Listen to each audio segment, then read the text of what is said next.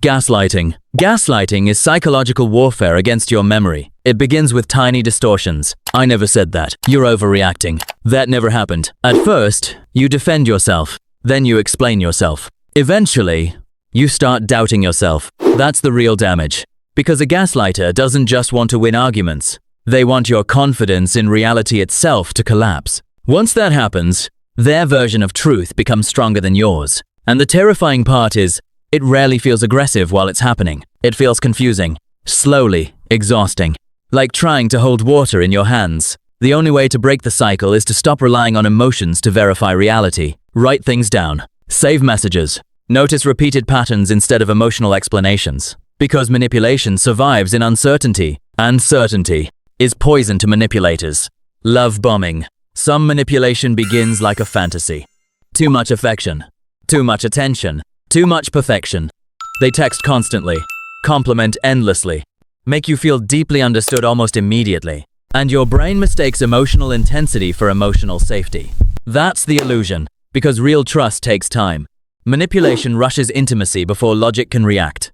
The manipulator creates emotional dependency quickly, so later, when the behavior changes, you stay attached to the version they showed you in the beginning, and that version slowly becomes an addiction. You stop chasing the person. You start chasing the feeling they created. That's why love bombing feels so powerful. It turns attention into emotional dopamine. The defense begins when you stop judging connection by intensity and start judging it by consistency.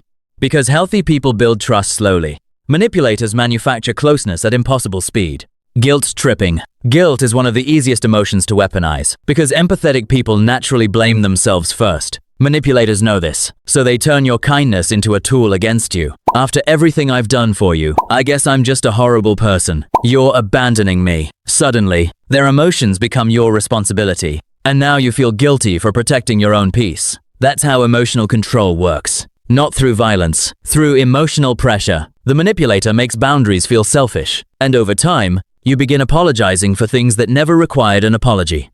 The way out begins when you separate guilt from responsibility. Someone feeling upset does not automatically mean you did something wrong. Sometimes guilt is not proof that you're cruel. Sometimes it's proof that you finally stopped being easy to control.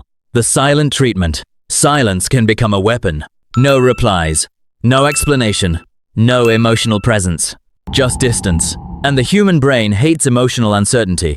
So you begin chasing reconnection. Overthinking. Over-explaining.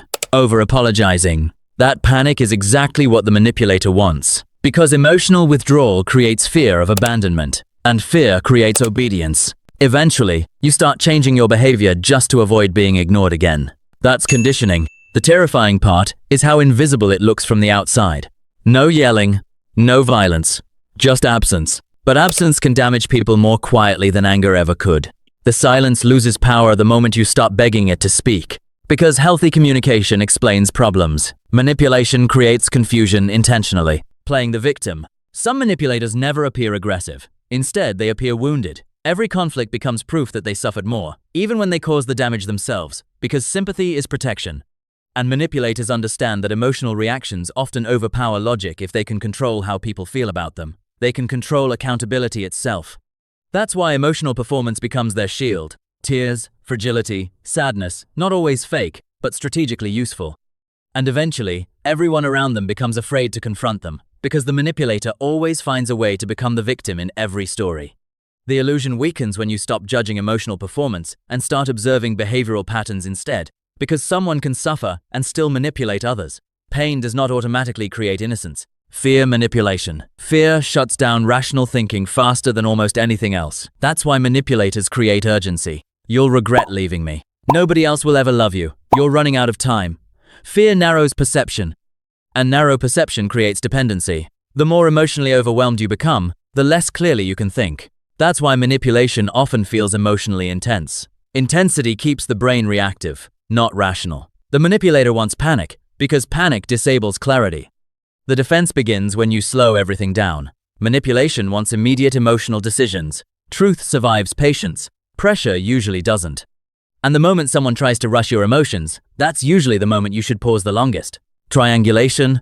Triangulation is manipulation through comparison. A third person suddenly enters the emotional equation. An ex, a friend, a coworker.